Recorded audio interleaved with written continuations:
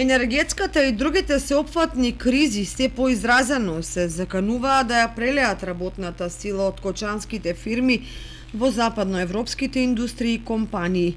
Имено деновиве во многу локални компании кои важеа за едни од поголемите и поуспешните, на големо се прават списоци за отпуштање на работници и гаснење на цели производни линии и погони поради неодржливост во сегашни услови на стопанисување.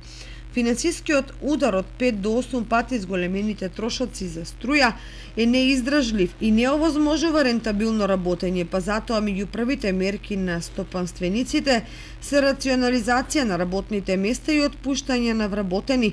Уште позагрижувачки е примерот во една атрактивна компанија за производство на печурки, која го запрела процесот на производство и веќе се нуди на продажба на заинтересирани купувачи и инвеститори. При тоа вработени се отпуштени или наскоро ќе бидат отпуштени од работа.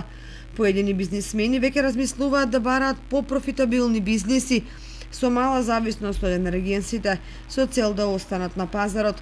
Отпуштањето работници и стручен кадар во локалните компании и ограничените можности за повторно вработување го става работоспособното население во позиција да мора да бара екзистенција надвор од државата во развиените западноевропски економии. Тоа дополнително ќе ја потикне миграцијата во таа насока, што од друга страна ќе ја ослаби домашната економија.